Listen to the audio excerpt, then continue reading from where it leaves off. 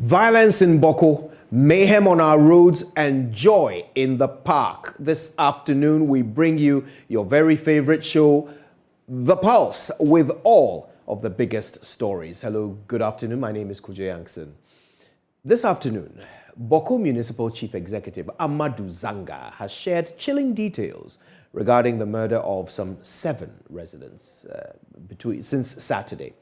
Armed men wearing military gear are said to have barged into the homes of the victims and fired shots sporadically.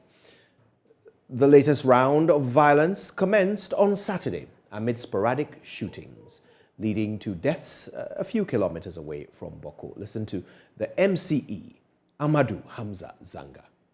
Some people who are alleged to be military personnel. Okay. Were very military, but they're not the real military. Have you heard from the military commander in your area? Because he came to me. Okay. The police commander was here. The 2 of them all were here. Okay.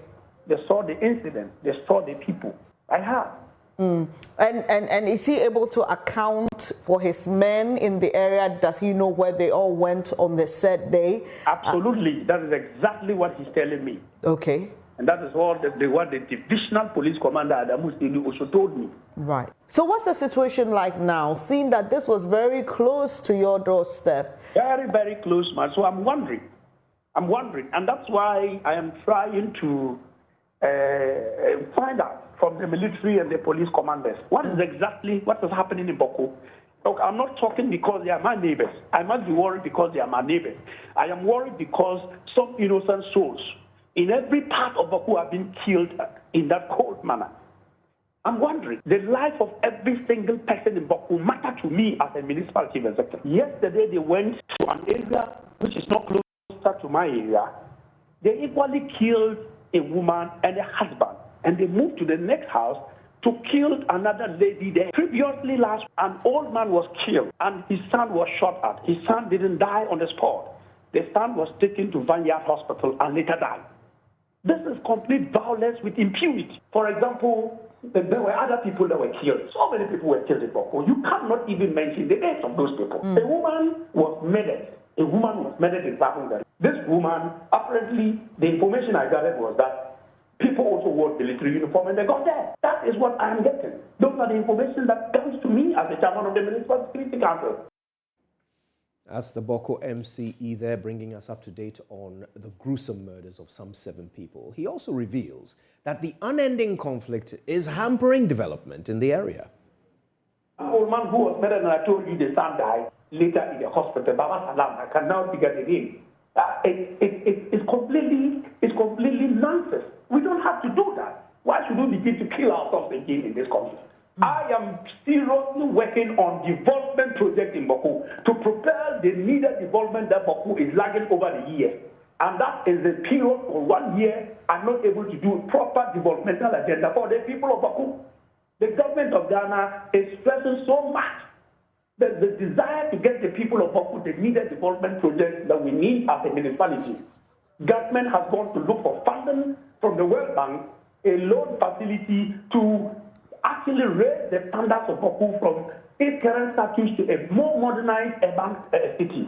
The program is running under for 35 municipal assemblies. Bawku happens to be one of the few assemblies in the country that is benefiting from this facility. Millions of Ghana cities pouring in and redesigning the Bawku market. I'm trying to make sure I construct roads for the people of Bawku, provide them with water, give them necessary electricity to be able to do their daily activities. And this impunity keep on going. I think that there's a need for central government to take a holistic approach of this whole thing. Right. People are running away from their homes from Dadure. People have vacated their residence in Zongo. Other communities where I live, a lot of people have moved out of those areas. What is happening? Now, the latest development, the Peace Council says they are working hand in hand with the relevant traditional authorities to find a lasting solution. Reverend Ernest Edu Jemfi is chairman of the council. The longer this conflict continues, the more avenues criminals are likely to come into the situation. And from what he is saying now, the impression I have is that there are some other people who have infiltrated into the community who are doing these things. And it's because the conflict is on, these criminals can also come in and do all the things that are happening. My view is that we should be able to get the Sassis and the Mampusi leadership together, especially between the Boknaba and the Nairi. Whatever means we have to adopt to get these two top chiefs together to agree to talk to their people to cease fire is a critical thing that we need now. If we're able to get them to get their people to cease fire, then it becomes easier for the military and the security apparatus to fish out these criminals who have infiltrated into the system. If they don't cease fire, then we're going to have all these guys running around killing people innocently. And it will be difficult to hold anybody responsible because it appears that the two communities are doing this, whereas it may not be coming from. Let's get some more from our Upper East Regional correspondent, Albert Sori. Albert, tell us, what's the mood in the area today and how is the security situation evolving? Just so at the moment, Bawku is calm. We haven't witnessed any incident today so far, but you would understand that people are still not feeling safe, especially because of the things that have been happening in the area for the past 2 days. Yesterday night, there were gunshots. The nights before that, there were a lot of sporadic shooting into the air almost throughout the night, and people could not sleep. And so many residents of Bawku are still wondering if the security is really having the situation under control, because we got reports of people reportedly climbing trees in order to be able to shoot and all of that. And this happened just before the recent killings happened yesterday morning. So a lot of the people of Bawku are still not, so sure of their lives. A while ago, just before I came on air, I got people message me on social media to say that they really don't understand what is happening in Bawku, because now it's beginning to look like a lot of things do not add up. Because one, you have people allegedly shooting, wearing uniform, as the MC, confirmed, and they do not know whether these are people pretending to be security people or these are actually security people who did the shooting. And if that is the case, then how safe are they? There are people who have asked questions like whether Bawku is too big for the Ghana army to be able to take charge of and to be able to control the people who do this kind of sporadic shooting every night, even at curfew hours from 8 p.m. to 5 a.m. when people are supposed to be indoors. So, today we haven't witnessed any incidents, but the people of Bawku do not feel secure at all as we speak. Tell us about the state of infrastructure. About a week ago, you reported that NEDCO had to shut down power because the shooters damaged one of their transformers. Has that been repaired? And has there been damage to any other infrastructure since the violence began? Yeah, so that was repaired some 24 hours or so later after the incident happened, and power was restored. But you will get the sense that the general situation in terms of service delivery, even with the banks, in the hospitals and schools generally, is something that, is almost at a standstill, because every moment you can expect shooting to occur. So those who are brave enough to go out and go to work do so feeling that they are doing so at the risk of their own lives. We have had reports from the Bawku Presby Hospital, which is also in the middle of town, and is always at the center when fire is being exchanged. In some months past, the Presbyterian Church of Ghana opened a psychiatric facility here in Bolgatanga, And during the opening of that facility, the moderator was here. And when we spoke to him and asked him about the hospital in Bawku, one of the things he said was that if care is not taken, they will soon have to consider closing down the hospital for the safety of their staff.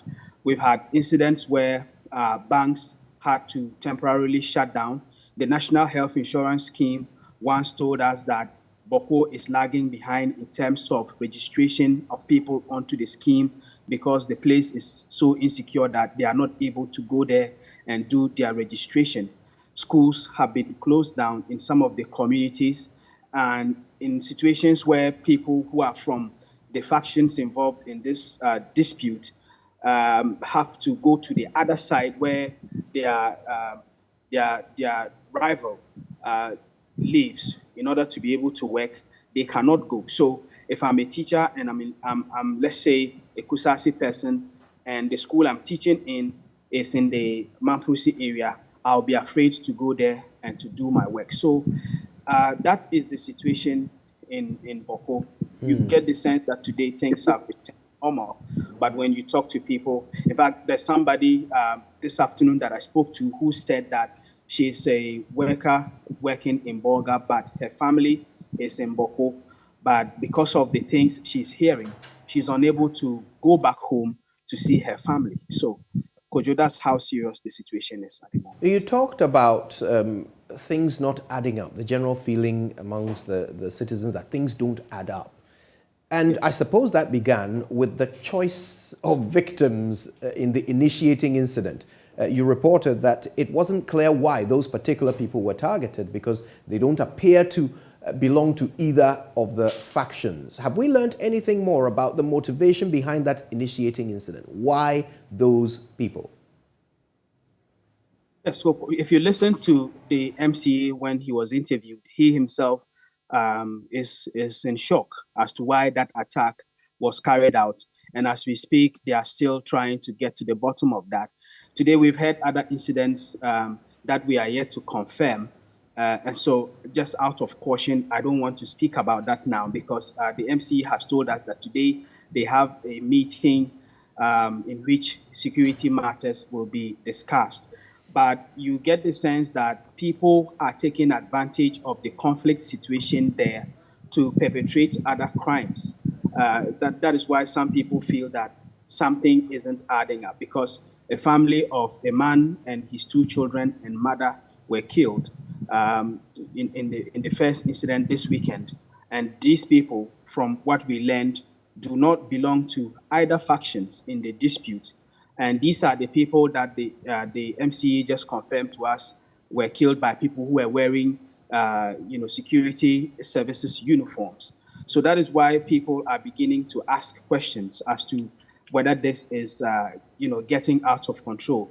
And one thing I can quickly add is that people are even beginning to feel that outsiders, people who live outside of the Bawku municipality, who may belong to these factions in the dispute, are being brought in, into the fighting. There are reports that people are even coming from Burkina Faso, and these people allegedly are being paid to fight for the factions. And these are stories that you hear from the residents of Bawku themselves, who are feeling that beyond what we know of the ethnic dispute, chieftaincy dispute that is going on, there is something else that may just be cropping up, which the security apparatus are yet to maybe lay their hands on. Now, a typical Christmas tradition is for as many people as possible to return to their hometowns to celebrate Christmas with their extended family. How has this affected that tradition in Bawku? How are the lorry stations looking following this recent re-emergence of violence? In the case of Bawku, it's different. Rather than people going home to spend the Christmas festivities with their families, a lot of them are rather leaving the town to go to their other relatives outside the town. And just like I said, I've spoken to people who have said that they are afraid to go back home. There are people from Bawku who are working in other places like Bolga, Zebila, etc. But these people can no longer go home because it is not safe. The people who live there, if they can help it, leave the town to go and join their relatives in other parts of the region.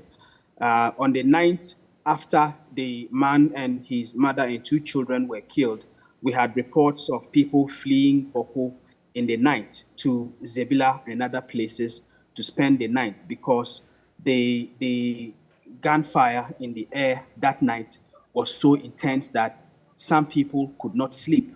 So that is the situation. I would not say that the people of Bawku are in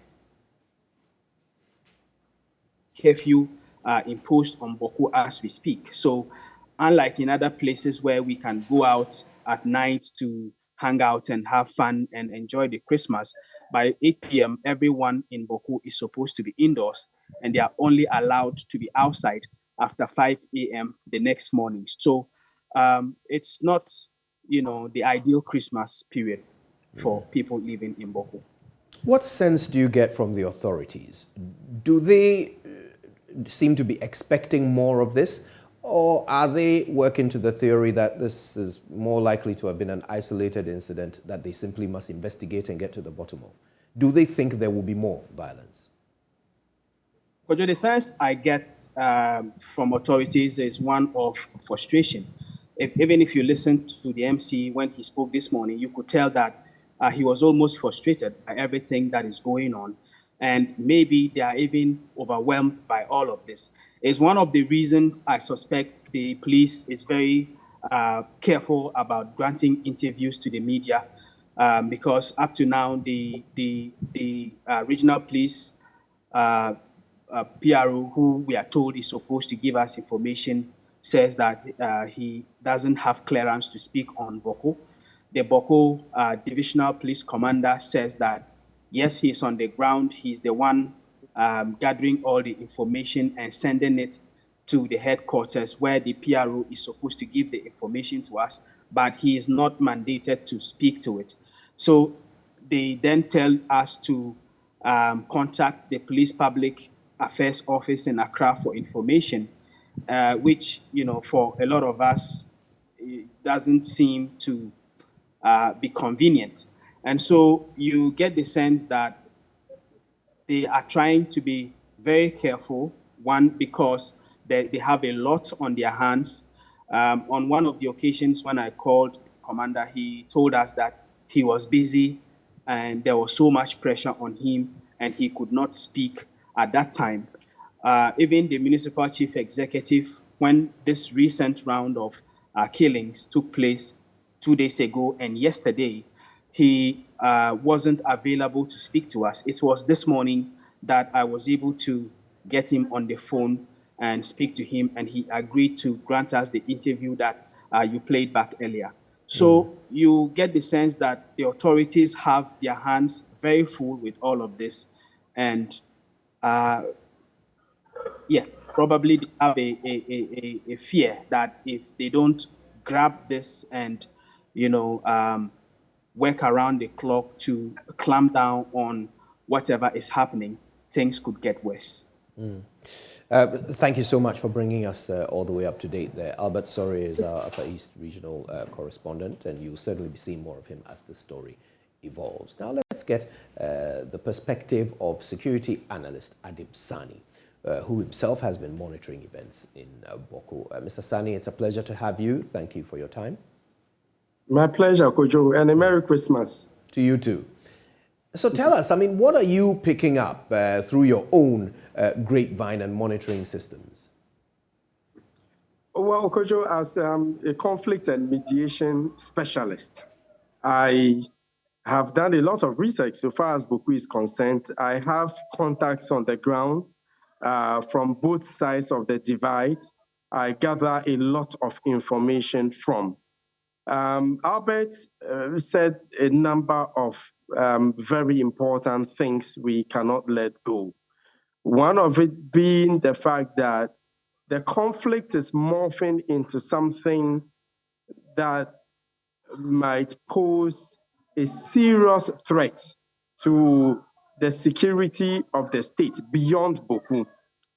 There's a likelihood that certain individuals aligned to either side are coming from outside Bawku to take part in the conflict. However, it is also important to understand that there are certain individuals who are not aligned to neither side, but are, however, taking advantage of the conflict and the lawless nature of the area to engage in other acts of criminality, including robberies, including the sale of weapons that are used for the conflict in that area. In fact, not too long ago, there was a police cable that leaked that pointed to the fact that there were some individuals who had come from Burkina Faso to fight in Bawku and could be on their way back. Hence, the police should take note and act accordingly.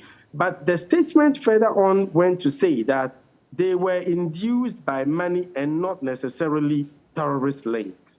But, and this is very important, the possibility of terrorists also taking advantage of what is going on to align themselves with one part so they are able to get some assurances to establish a foothold in Ghana is very high. So like I always say, Bawku is a special case because it is our weakest link so far as preventing extremism in Ghana is concerned. So we cannot afford to act like we are fed up with them. They should kill themselves. Enough is enough. No, we'll be making a big mistake because our efforts in bringing peace or towards bringing peace in Bawku is a great determinant in deciding whether indeed we'll be able to effectively and efficiently prevent any terrorist attack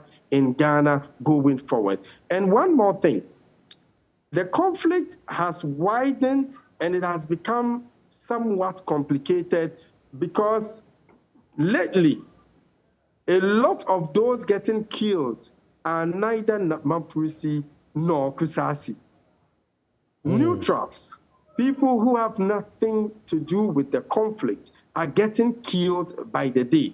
Their vehicles are stopped and they are getting shot. Okay, and that is also very worrying because immediately this happens, we might have those ethnic groups becoming part of the conflict situation. And that, I must say, would pose a bit of a security nightmare to security managers of the country. Let me ask you this. What do you make of the reports that those behind this attack that has resulted in the death of 7 people were in some way clothed in security services apparel? What do you make of that? What could be the explanation? Well, Kojo, it's not new. It's not new at all. Sometimes they attack, especially in the thick of the night, when people are in bed. When you least expect, they scale your wall. That is, if you have a wall around your house, or they sneak into your room.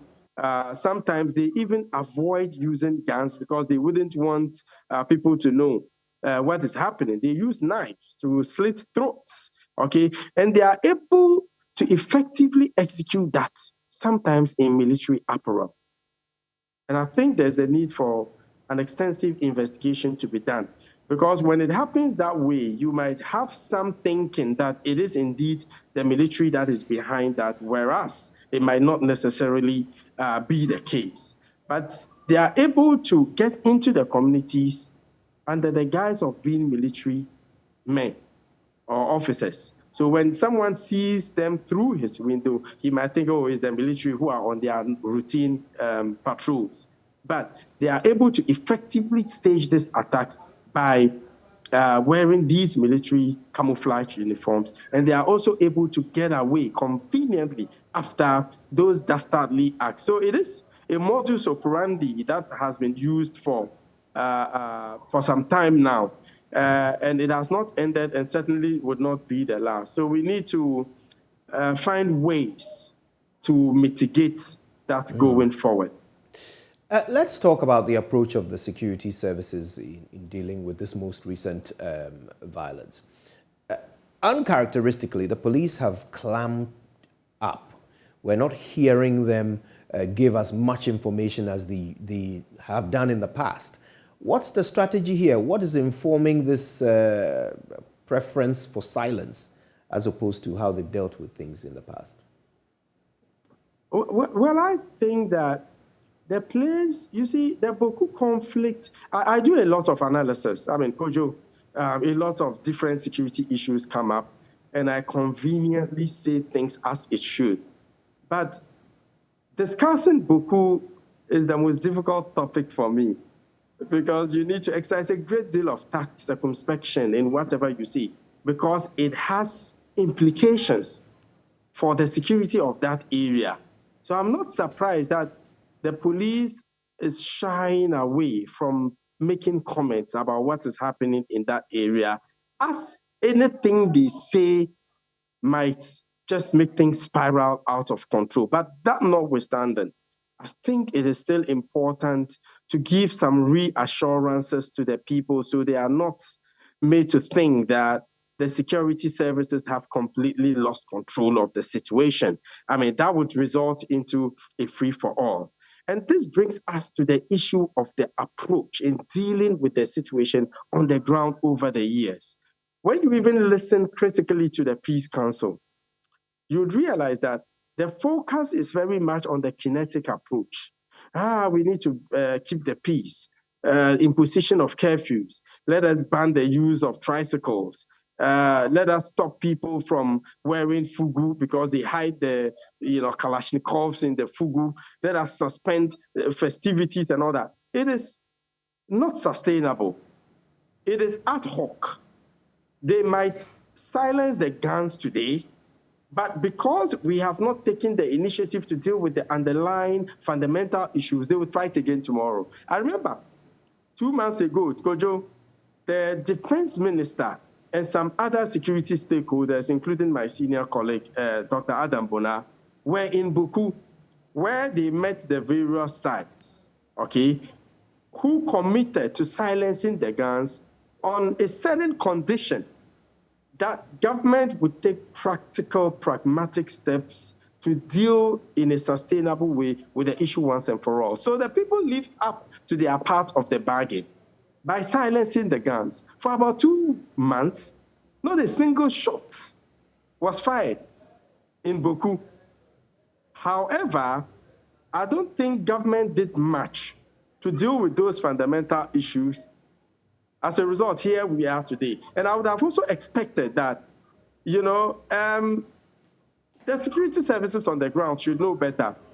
When it is time for festivities, such as the Damba, such as the Samampid, it is always likely that you would have some individuals who might be against the celebration, and so would create a certain atmosphere of insecurity, which would indirectly or even directly impact on the celebration in the first place.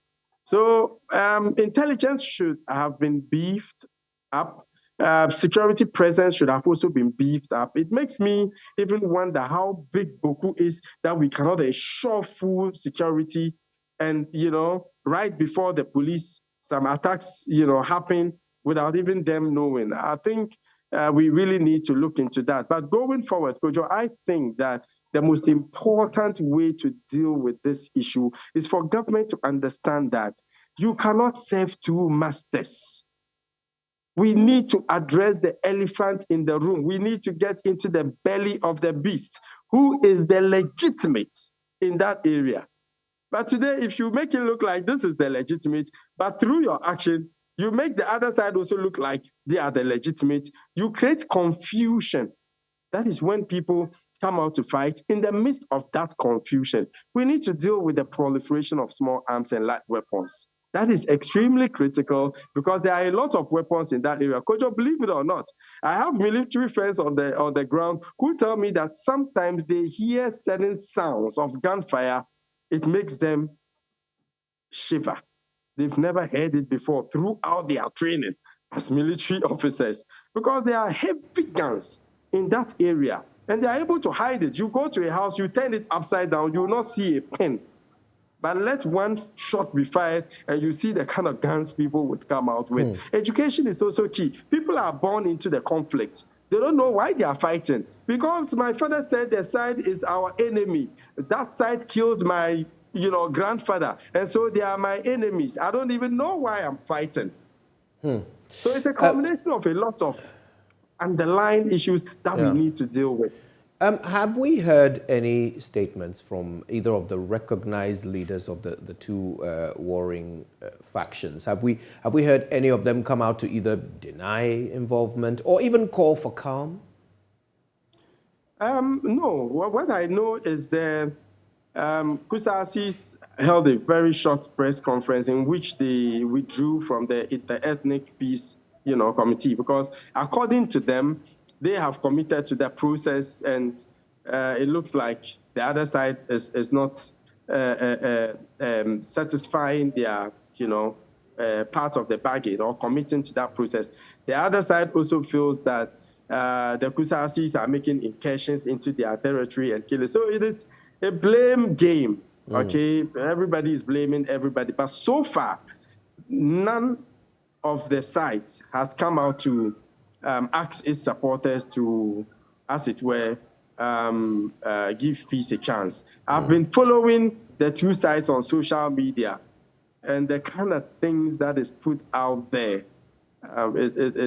it's quite shocking. I mean, people celebrating violence, killings are done, it is celebrated on social media, and both sides, I must say, are guilty. It is worrying for some of us who have been following what is going on in Bawku.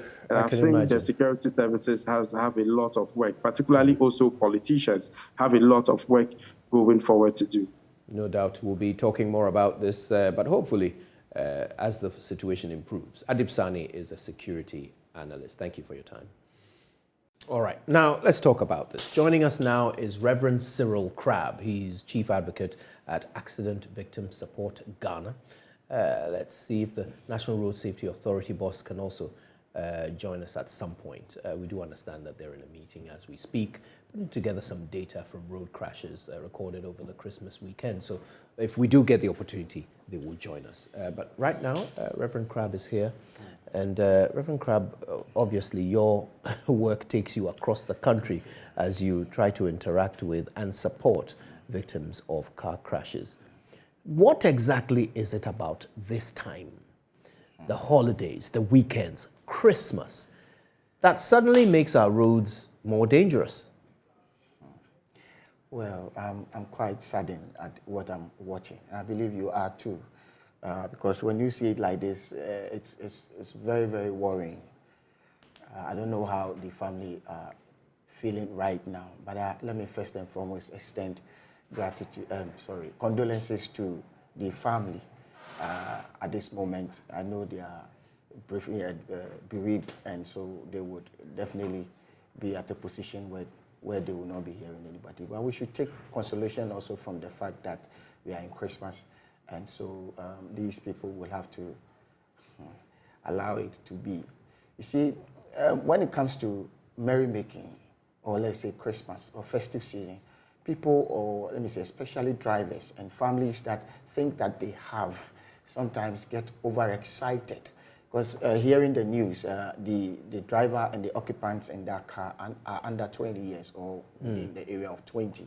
It could tell you that these people really, maybe they don't have the permit of the car owner, or probably they are just, having fun, and they do not know how to drive properly. And so this is what, it resulted in.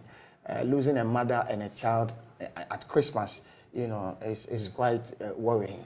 And I don't know. But the National Road Safety Authority is embarking on overspeeding, which we hear over there that the driver was driving on a very tough speed. And this is a warning to all drivers who currently are driving in a festive season.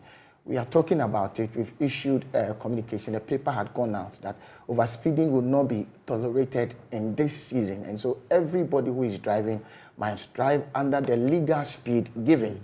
I was coming from Jumaku yesterday. I was apprehended because I was driving just about 10 kilometer, above the normal legal speed, which was 60 kilometer per hour. And on that road should be 50 kilometer. I agreed.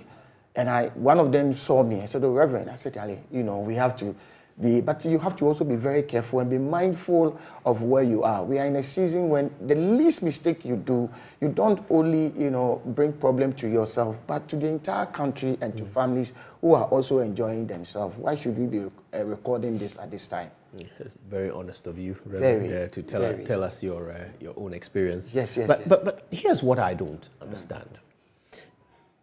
On holidays and weekends, and especially at Christmas, there are fewer cars on the roads, not more. Most people are at home or in fixed locations or have traveled outside the bustling metropolis. Why is it more dangerous when there are less cars on the road?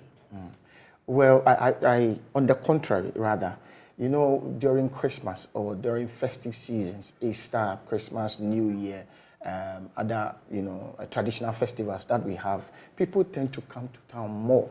And these people that come do not come just, by walking. It is this transport that bring them. In these seasons alone, people who have bought new cars or people who have won some lottery, try to celebrate, beyond, the normal celebration. These are times too where people think that when they converge, they are going to, have the merrymaking. So that's what, bring the problem. Yes, not only human beings who overpopulate during festive season, but cars also overpopulate. Well, but if you drive out on the road on Christmas Day, you will not see more cars than you would see on a working day. You will see fewer cars. Yes, still on the contrary. Yesterday when I was coming, right from close to Kaswa, right from that place to Weja Junction, there was very thick traffic. And the road became 6 lane, even 7. So you ask yourself, where are these cars going, or where are they coming from? On my lane, where the roads were made 4, at the other side too 4. Everybody was trying to rush, out into it. So we asked the same question you are asking. Why is it that it's festive season? People have traveled. People have, we are not going to work. We are not working. But the roads are yet busy. It's because the economic activity also shoots up during festive season. And drivers or these transport operators think that it is time for them to cash in. And cashing in makes them impatient, make them intolerant, make them drive reckless. Like you are saying, I can tell you point blank, like you are saying, these boys just feel like, let's have merrymaking. The roads are not busy. And yet they have to drive, over speed or drive without thinking about it.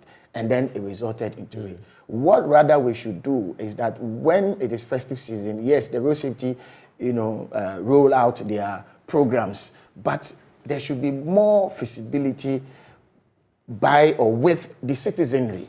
Because how many policemen will be at places like this? You see, so the citizenry must also accept that, as road safety says, it is a shared and collective responsibility. My eye will not be there, your eye will not be there, but you are there. So what do? You need to be a custodian of your own safety so that you wouldn't, get home hurt, but you should get home safe. Now, we don't have the statistics for Christmas, but throughout the year, the trend has been that this year there have been almost 20% fewer accidents than last year. That's a plus. What do you think is accounting for this? Thank you very much. Personally, where I sit as president for Accident Victim Support Ghana, we are very excited that we are recounting decline in the CIDs, that's the crashes, injuries, and then deaths. We think that the National Road Safety, including the media and all stakeholders coming together, go out there to advocate, to collaborate, to find innovative way to push and to implement enforcement measures, in areas that matters, like compliance, and also suing, drivers who drive recklessly, brought some kind of fear, brought some kind of check on our roads. And we think that if we all come together like that next year and maintain these enforcement measures, to put out the rapid enforcement measures. Like the National Road Safety said that quickly they are going to remove unprescribed lamps.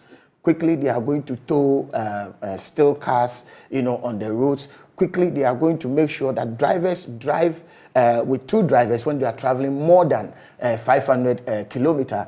And above all, they are going to have road safety agents in the buses to check driver behavior, driver attitude, and to check recklessness and all that. I think that if these things are done again next year, every day is a road safety day. Every day is a road safety day. There shouldn't be a day where we are launching road safety or measures to save the road. No, every day is a road safety day. And so if those measures are put in place, I think that we would maintain, contain, detain the percentage that we have seen, the decline in all the areas that we are seeing now. In fact, you people are doing well. Let me congratulate you or commend you for what you are doing, and all the media houses who are pushing road safety now, and that is what is contributing to this decline or reduction in these areas that we are seeing. When we continue it and people Rome is not built in a day, but when we continue, we know that definitely it will come down. Police are the people we are also talking to, because everything boils down to the police. That indeed, if the police are going to enforce the measures, if the police are going to be on the roads, somebody will say that if they stop collecting the 1 cedi, and check what they have to check, or even they being on the road alone, it will deter drivers from driving reckless and driving over speeding or driving, any way they like. Then that will help.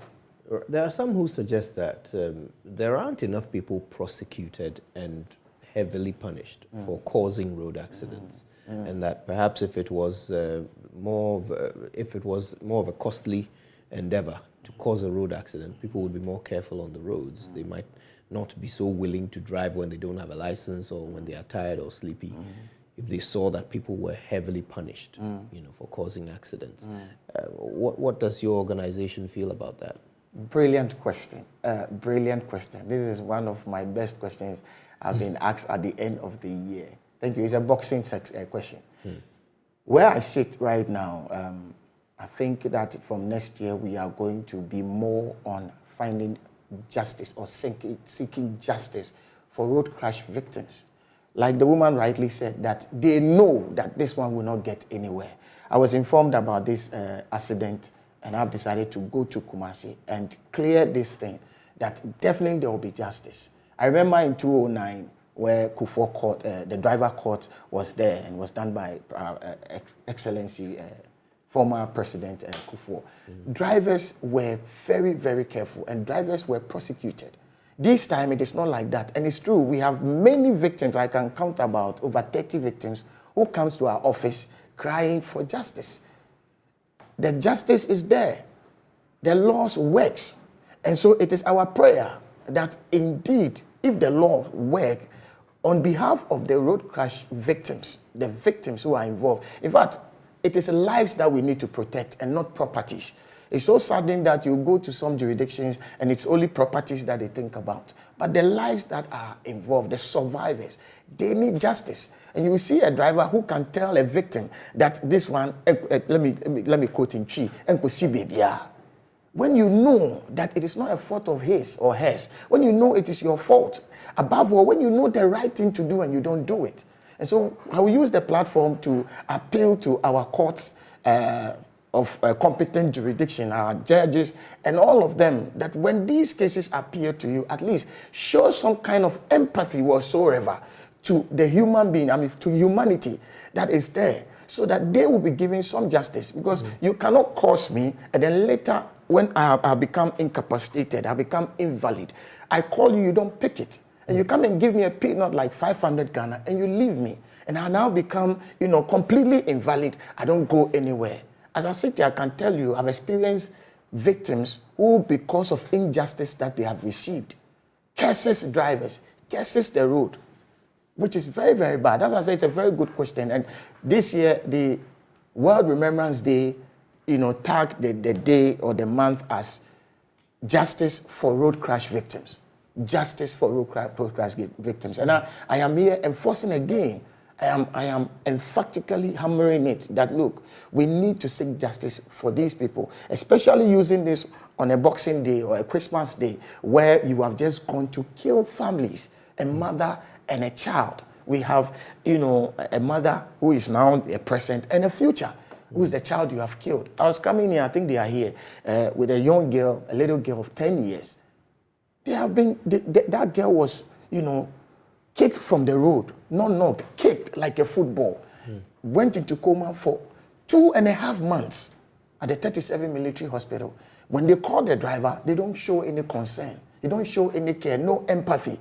We have to go in from that time to the time they went to. They are here. I think they are outside. They are calling me.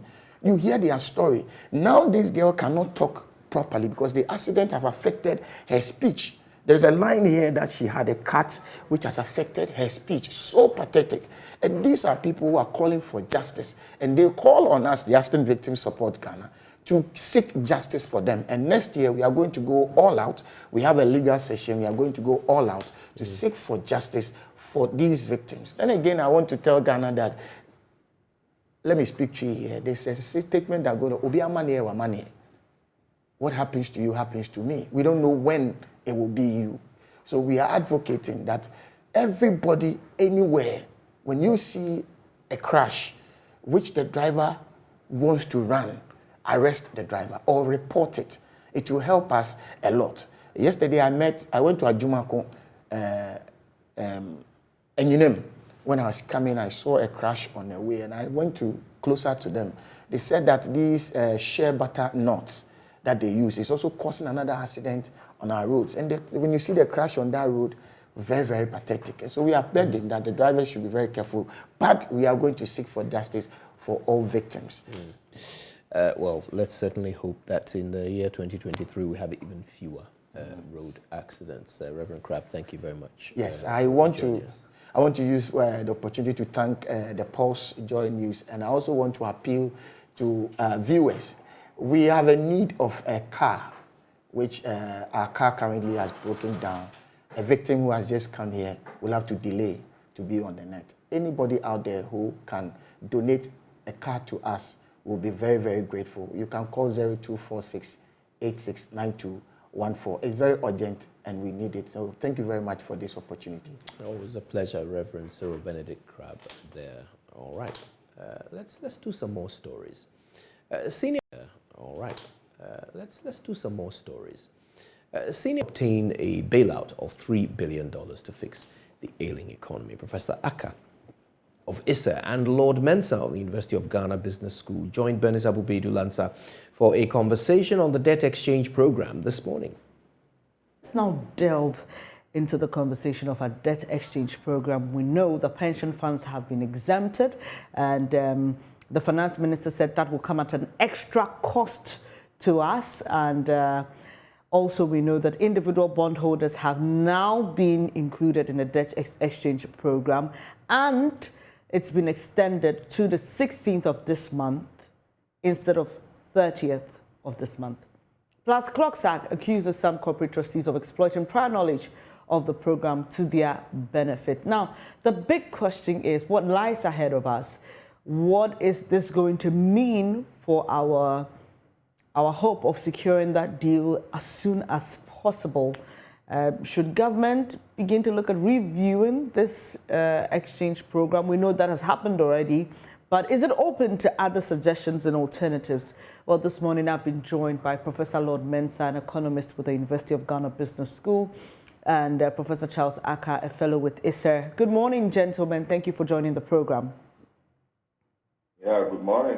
Good morning. Great. Let me start with you, Professor Lord Mensah, because you're reported as saying on the City Newsroom's online page that you didn't believe that exempting pension funds from the debt exchange program will come at any cost to us. Right now, we've seen what government has done with the inclusion of individual bondholders and the extension of the deadline. Do you still stand by your statement that this will not come at any extra cost to us? If you look at the new structure that has been proposed by Finance Minister, clearly it's more or less captured even the pensions as well, because effectively our pensions are bound to invest, whatever the case may be. I mean, these are funds they are investing on behalf of, workers and contributors. So they may not want to, allow the funds to lie idle without any investment. So if you look at the new structures that is being proposed, I think most of the bonds will start maturing from 2027, which is 5 years from now, all the way to 2038. If you have collected people's funds, there's no way you will say that you're not going to invest. Definitely, you may keep that investment on behalf of the people. And so it's more or less a compass. And even the individual investors that have been asked, if you take the composition of those holdings of the government bonds, you'll come to realize that the individual bonds are not that many. Most individuals invest indirectly, through institutions here and there. So effectively, it will definitely capture individuals as well. And what is more intriguing about the new structure that is being proposed is the maturity frame and then the 80% of assurance that is binding, of principle that is binding between the investor and then the government. So effectively, it has a way of capturing whatever is needed. But then I still stand by my statement that it won't come at a cost, because there's no way pension funds are going to say they won't invest in government instruments. So whatever new proposal that is coming, the compass, definitely institutions are going to invest in the new package. Interesting. Can you explain further what that will mean to persons who are excited by the fact that pension... Hello, Prof? Hello, Professor Lordmans, are you there? Hello, I'm here. All right, sorry, there was a bit of... It's a matter of understanding how investment works. And earlier on, I think the new, government, this new release, government was smart not to indicate the new structure in terms of interest payment or coupon payment. But then I can tell you that whatever the case may be, pensions are going to invest. So the understanding of whether your pension is going to be taxed or not to be taxed obviously depends on your investor or your fund manager. And I think it's about time the fund managers start holding emergency meetings with the pension holders, so that they will explain to them the dynamics of investment. Because you may not want your investment to lie idle, right? Managing on behalf of people. So I believe the new structure that has come in gives some hope. I think the way, like I said, pensions may be exempted, all right. But pension fund manager may also not want investment or funds that he's managing to lie idle without investment in any instrument. So the new proposal that has come, which has maturity from 2038 with 5-year bond, all the way down to which has maturity from 2027, which is 5-year bond.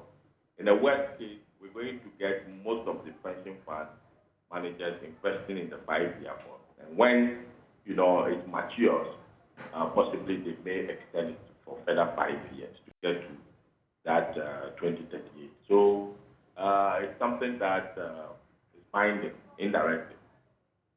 Interesting. I don't know about other fund managers, but for me and some colleagues here, we've been reached out to for some explanation to be given about how our fund managers are going to be a part of the debt exchange program. But let me come to you, Professor Charles Aka, fellow with ISER. There have been so many issues surrounding the domestic debt exchange. One of them is about what CLOCSAG is complaining about. On Friday, there was a press conference held, and CLOCSAG claims that some corporate trustees took advantage of the debt exchange program because they had prior knowledge. Its executive secretary, Isaac Bampo-Addo, revealed that these trustees, per their prior knowledge of the program, converted their domestic bond holdings into foreign assets. He's calling on the National Pension Regulatory Authority to investigate these allegations. In the first place, why is this a problem? And if there is any evidence of such happening, what could it mean? Well, thank you very much, and Merry Christmas to you and your cherished listeners. I don't know whether CLOCSAG has such evidence, but it's entirely probable and it's feasible. In a developing economy where we have information asymmetry, some people, by their political connection or by their association with policymakers and regulators, may have some information that the common average Ghanaian or investor may not have. And the financial sector hinges strongly on information. Information is very critical.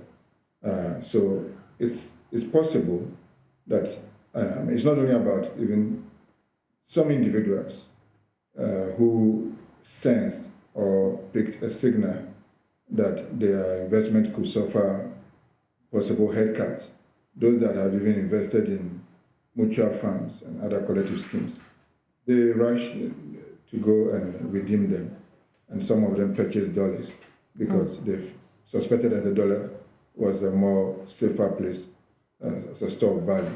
Yeah. So people have acted individually based on other expectations or based on some informed decisions or information that they may have picked up from somewhere, whether from government or from some regulators. I cannot confirm, but I can't also rule out that that could be possible. And if it is true, it's actually unfair, and I think it's a failure of regulation to make sure that information is available to everybody so that people can make proper decisions and informed decisions. And if the information is such that a few people have it, then I think that would be unfair. But since I cannot confirm that, I don't want to hazard on that. Right. So what this simply means is that other people may have undue advantage over others based on this allegation by CLOCSAG. Now let's move into the real issue of the debt exchange program. We've seen government postpone the deadline twice amid some modifications here and there. What signal does this send to you? Government is hoping to get a deal at the board level in the first quarter of next year, which we are entering to in a matter of days. Do you see this as a possibility? And if it won't be possible, what is likely going to happen as a result of that? Yeah, thank you very much. So I think what this tells us is that the government is under very serious pressure. These are difficult times.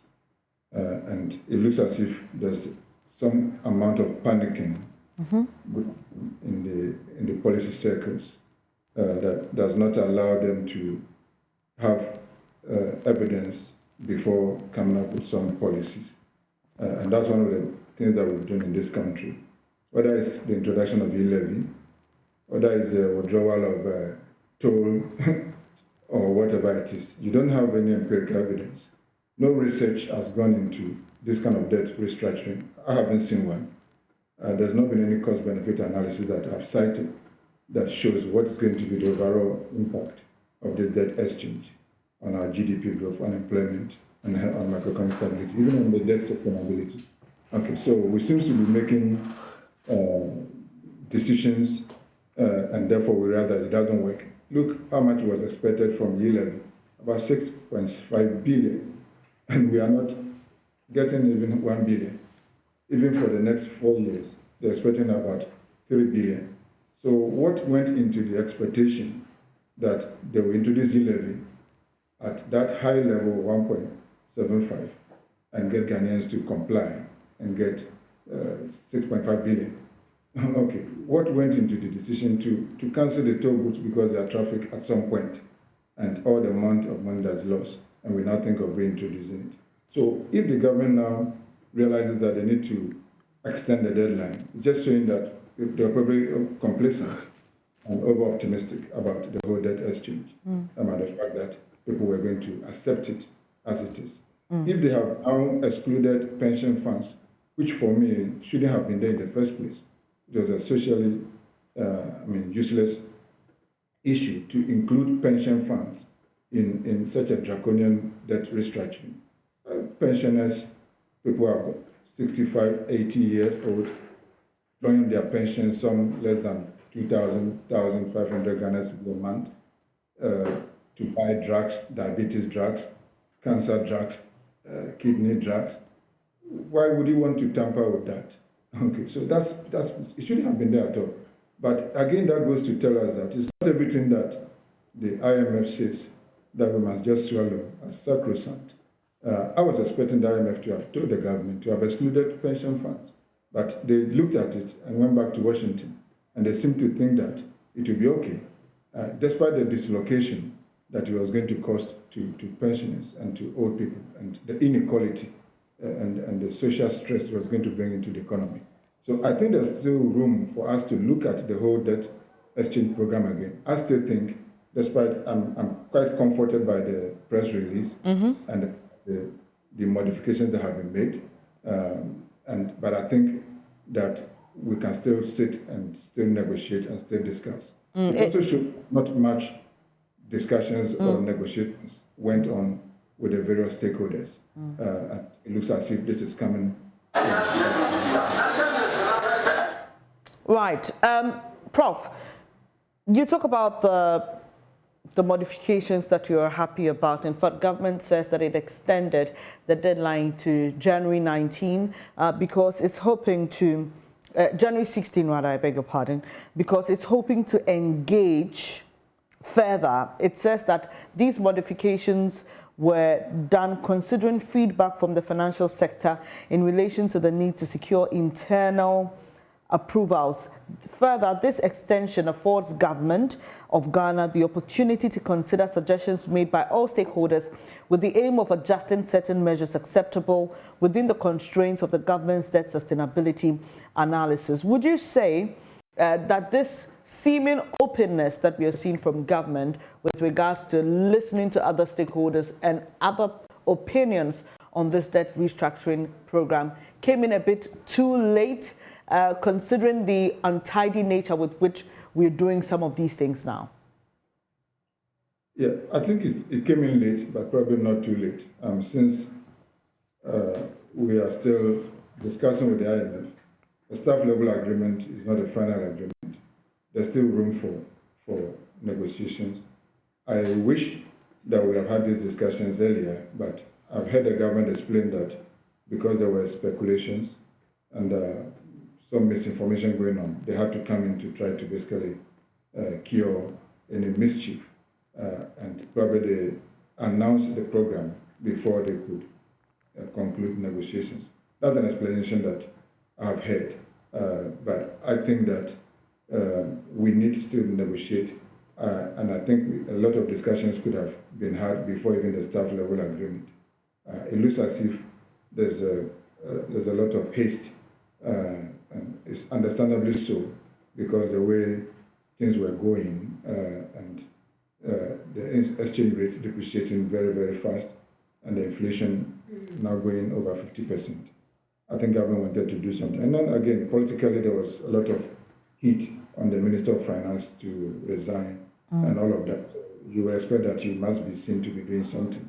But I think one of the things we need to look at is basically the impact, the overall impact of the debt exchange has to be quantified. And we need to look at alternatives. It looks as if the government is not considering any alternative. And I've heard some economists and some other people suggest that this is the only alternative. There's no other alternative beyond the IMF, and there's no other alternative beyond a debt exchange program, which I totally disagree. I think there are a number of attractive alternatives that government has not really considered. And if we consider them, it may either enforce our negotiations with the IMF, or it may actually come to show that we could actually do without the IMF. Prof, do you mind sharing some of those alternatives? Well, I mean, the first alternative, which I've been making that point over and over again for some months now, is that we need to look at the least costly and least disruptive policy option in times like this. Okay, so whether we are going to do a debt exchange or not, we need to make sure that the policies we introduce are the least costly and the least disruptive. And I think that the domestic debt exchange is not the least costly and it's not the least disruptive. It's going to cause a lot of disruptions and dislocations, even in the financial system. Many banks will struggle with their capital, and it's going to probably lead us to financial instability, financial crisis. And that's what the government is proposing, stabilization fund, because that they anticipate that it's possible that this debt exchange could dislocate and bring a crisis in the financial sector. And that can be costly, and that can actually worsen our confidence. And already government is struggling since we had a financial sector cleanup. So my proposal, actually, is that if you look at the structure of the domestic debt, I don't want to talk much about the external debt. It's a different issue. But when you look at the domestic debt, the government, and I think Dr. Lord Mensah already alluded to the fact that most of the domestic debt, they are going to mature in about 5 years' time. So why would government want to rush into a debt exchange program for debts that are due in 5 years' time, which if we invest in the economy and the economy grows in 5 years' time, and we embark on an aggressive domestic resource mobilization, heavy taxation, and bring everybody or most people into the tax net, we could actually finance the debts that will be due in 2027 and beyond. I think the most critical is what happens in 2023 and probably 2023 to 2025, the time that we are under the IMF program. These are the most immediate debts we need to look at. And when you look at that, in 2023, only about 37 billion Ghana cedi principal of the government bonds, ESLA bonds, Dachi bonds will be due. 37 billion. So, and government is not suggesting that we cannot find 37 billion Ghana cedi or say 40 billion Ghana cedi in 2023 from this domestic economy unless we zero coupon or we restructure our domestic debt. I don't think so. Even if you look at the budget, 2023 budget, there's already a provision made for about 31 billion for interest service, domestic interest service. That is there, and it's Parliament's program approved it. In 2024, we have about 52.7 billion allocated to service domestic debt. Okay, so that means that tax revenue is what we need to look at. Are we taxing enough, high enough? Is the corporate tax, can we adjust it? We have already adjusted the VAT by 2.5%. Is that all we can do? Can we tax the rich more corporate firms that are making rich a lot of money, the companies that made a lot of windfall profits last year, can they be brought in to contribute more? Look at the informal sector.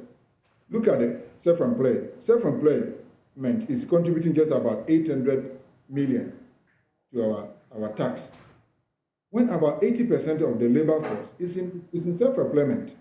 So if all the people that are in self-employment engage in Makola, Abobloshi, Kumasi, Kejetia, all of them, millions of people, even if each of them was paying 50 Ghana cedis a month, that's more than 800 million.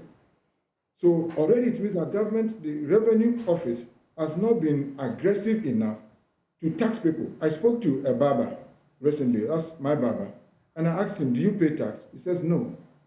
This is a barber that barbers about 20 to 30 people a day, and he charges about 15, 20 cedis per person. So when you calculate that, his income is more than a university lecturer's salary. The university lecturer is paying about 20-25% of his salary into tax. This barber, hairdresser, mechanic, we see them, they are not in the informal economy, they are formal, they are on the street. We know them in the assembly.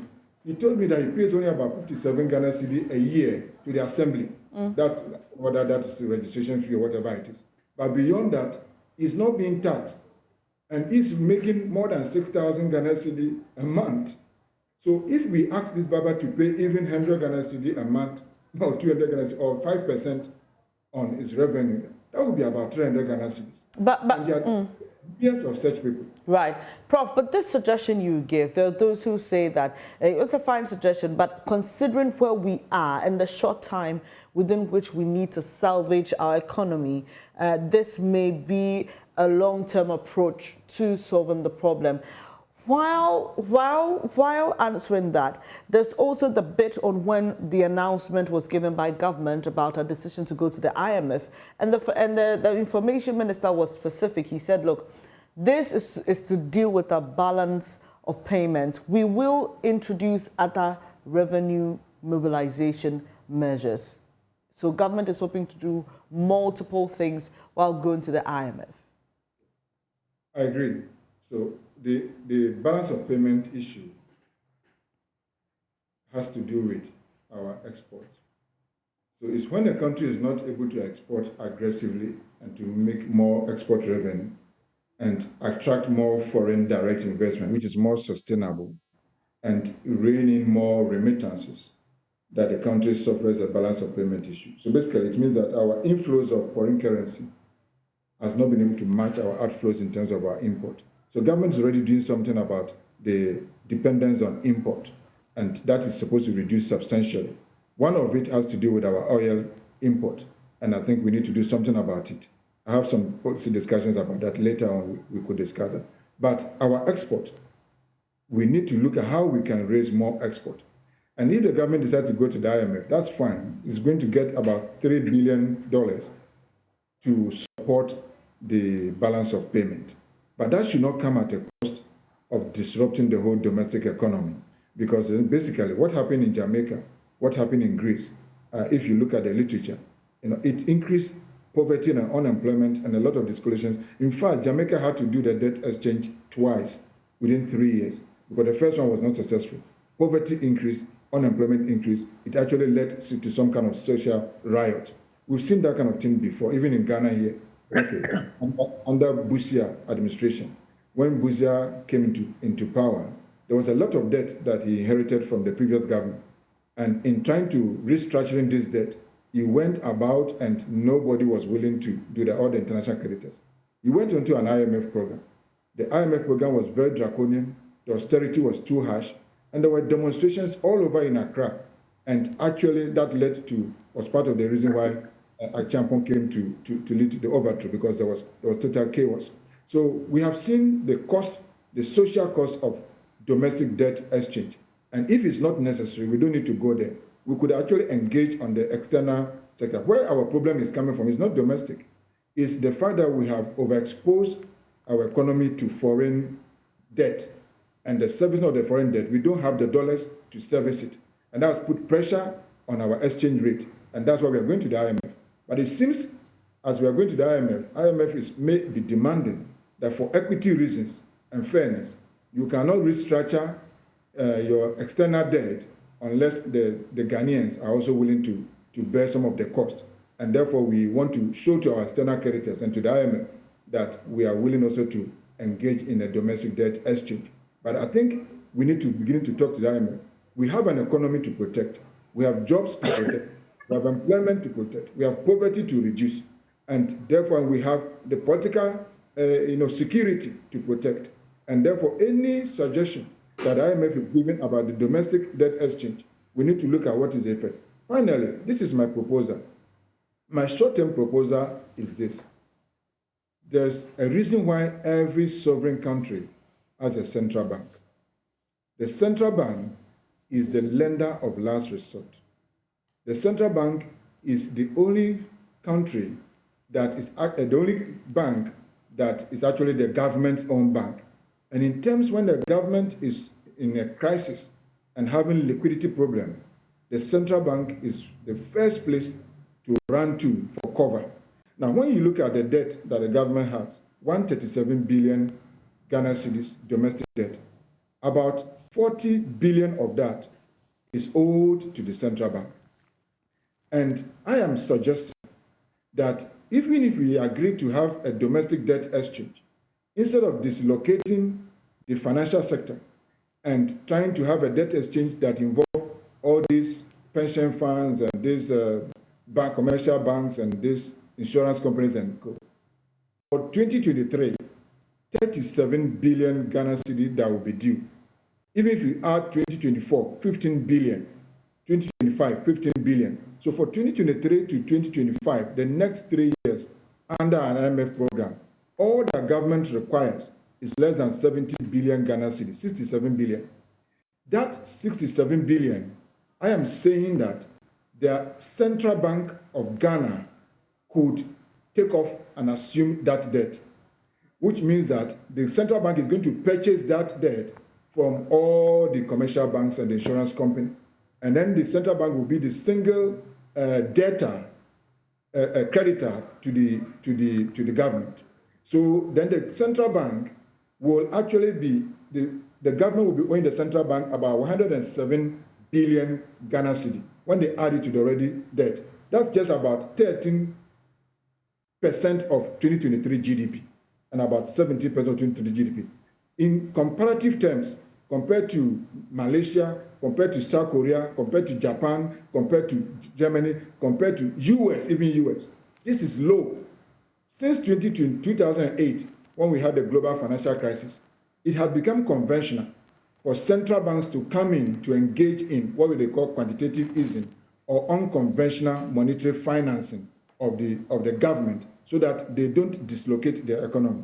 And the only risk in this is that it would increase the monetary base and it could increase inflation. Inflation could increase. And that is the only risk. And that is a less distortionary, less costly than because we have tools to deal with inflation. If inflation goes beyond the expectations where we are, we have taxes in the fiscal policy. We have the monetary policy to increase interest rate and to use the reserve requirement ratio to rein in that. At the moment, the inflation that we're having in Ghana is a bad inflation. It's inflation that the monetary policy is not able to rein in. Despite the fact that they have increased the policy rate by about 1,250 basis points since January, inflation is still going up, both producer price inflation and consumer price inflation. It tells us that this inflation is external, it's supply side, it's not something that we can fight easily, and it's bad. It does not help at all. There's good inflation and bad inflation. Right. If we increase the money supply, and that brings in aggregate demand, and that creates jobs, and that stabilizes our financial sector, and that brings in an additional 2, 3, 5, 10% inflation, that is good inflation. And if we think that that is extraordinary inflation to reduce, it can be reduced with the standard tools that we have, both fiscal and monetary policy. And you will see that this kind of debt restructuring will not involve pension funds. It will not involve the commercial banks. It will not affect financial instability or anything. It is just going to be between the government and its central bank that the central bank has probably been exposed and it has now acquired more debt. And therefore, we need to look at how to pay that debt over time. And, and for me, that's the most immediate, sensible policy proposal to avoid a dislocation of economy. Right. Professor Lord Mensah, in his submission, Professor Aka gives the Jamaican example. And during the time he announced the debt restructuring program or the debt exchange program, the finance minister mentioned Jamaica and Greece, where he mentioned that in Greece it was not voluntary, it was backed by law, but in Jamaica it was voluntary. And he suggested that he didn't want us, or government didn't want to get to that point.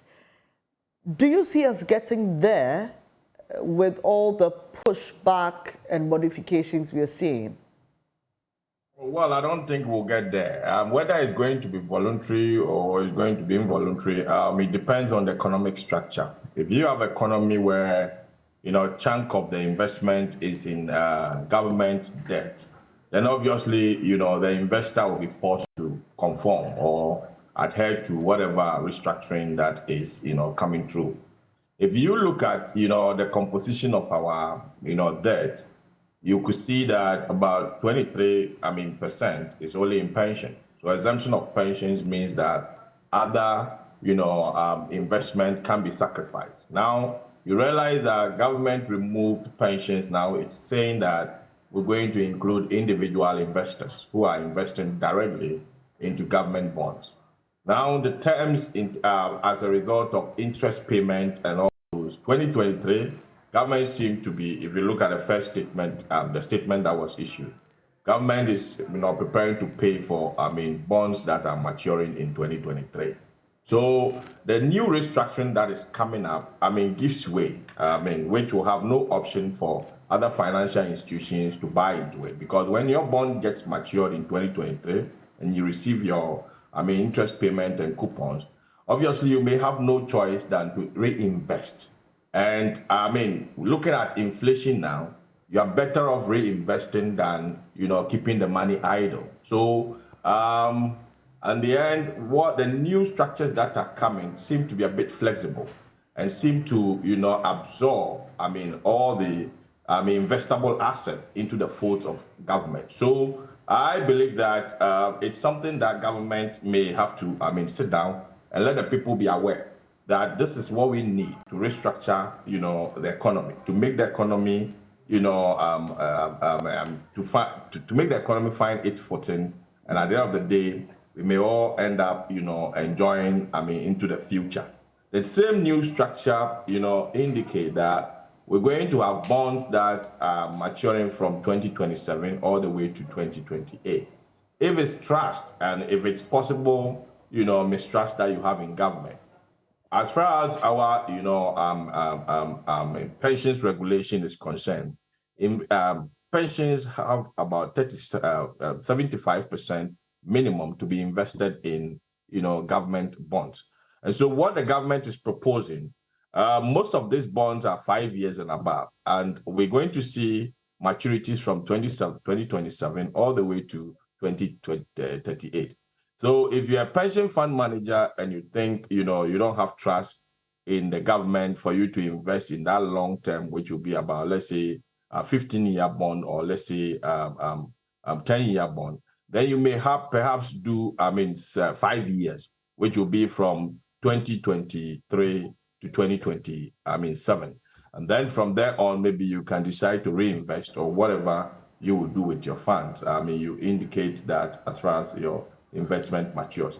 So with a new structure, I think government is becoming a bit softer, from its end to get a buy-in of the investors. And we hope that investors will come to appreciate some of this restructuring that is ongoing. Right. I'm just going through some about no show when it comes to what real commitment government is putting in terms of cutting down its expenditure. There are those who say, hold on with the programs. For our editorial last week, we spoke about the National Cathedral and the other pressing needs for Ghanaians. This comment I'm referring to on our social media. All right, it's time now for us to go live to the Ebri Botanical Gardens, where the Joy FM family party in the park is underway. It's been on since morning. Michael Ashale is there for us. Michael, talk to us. It's been a few hours already. How is the biggest outdoor event in West Africa going?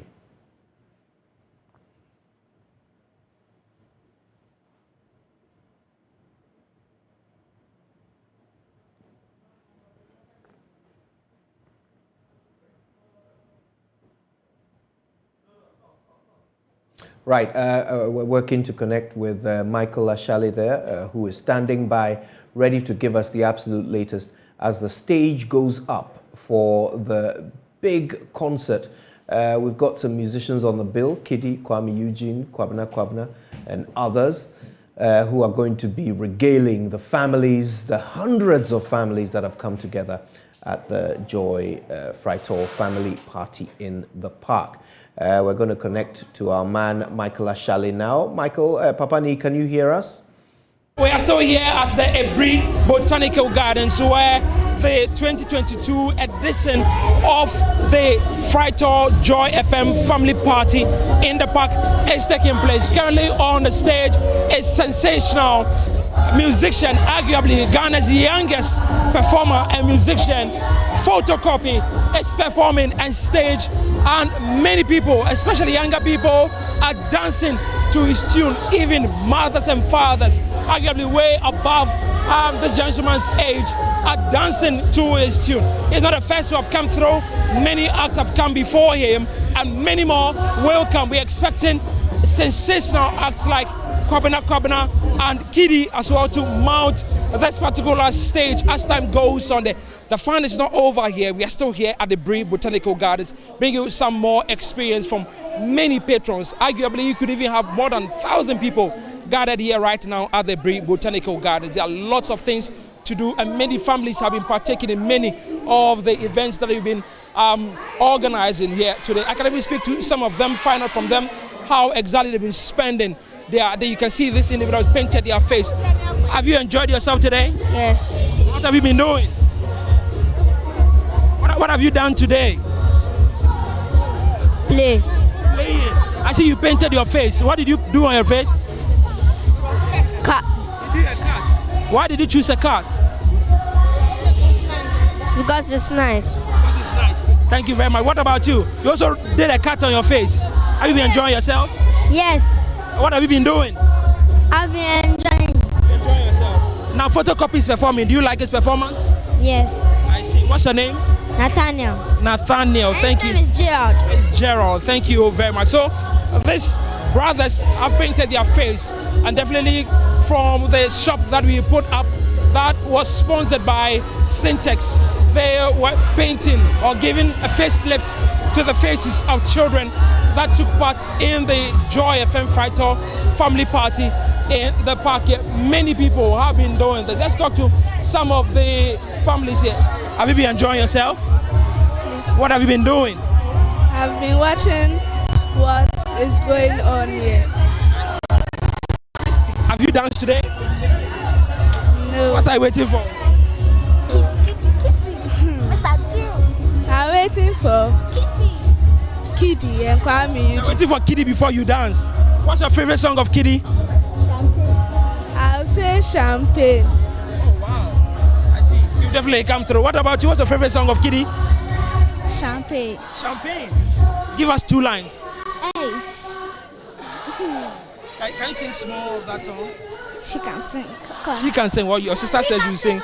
Okay, you do the song for us. Sing small of Champagne. Champagne for my babe. I stay in my day. Every day is my birthday. Wait to pay. Wonderful. So these children are waiting for Kiddy, and he will soon be mounting the stage here. But it's not all about music. For some people, they are here as a family to bond, to have fun, probably to have the family all meet together once in the year. It's not happening. It's been a turbulent year, financial-wise. I mean, in all aspects, it's been a very tough year for many families.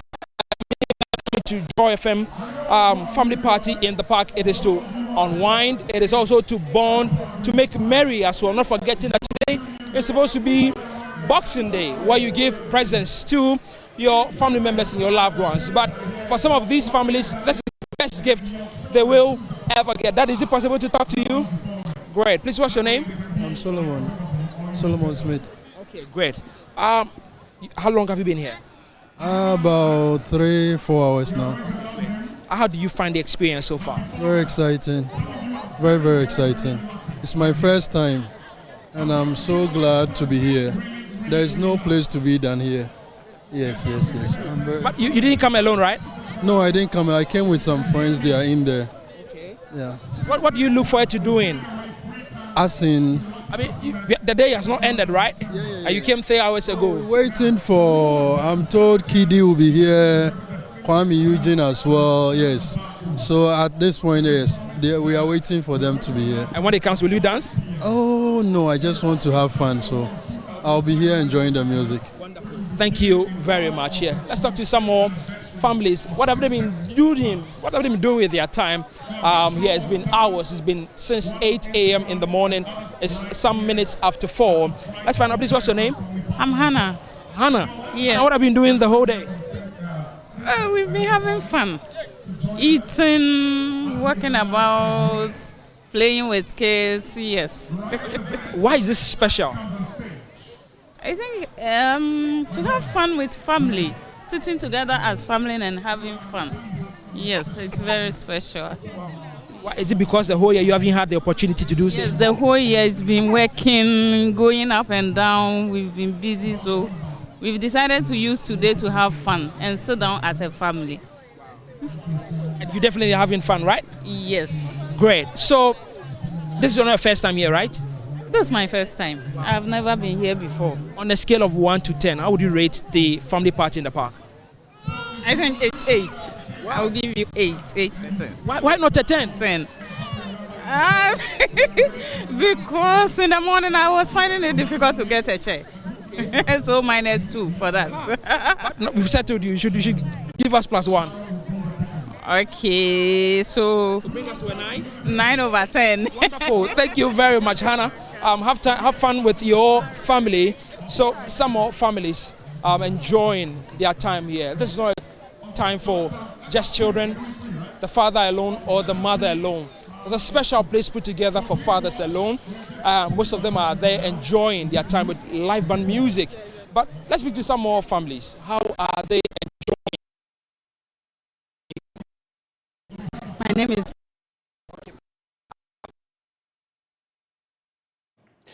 Looks like all roads lead to the Ebri Botanical Gardens. People having a lot of fun there. Fathers, it's a perfect place for you to go and have a quiet, solitary moment in the corner with some live music, some high life, and of course, some beer or whatever it is that is your poison.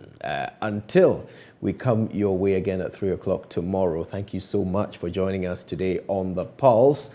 Have a wonderful Boxing Day and enjoy the rest of your evening.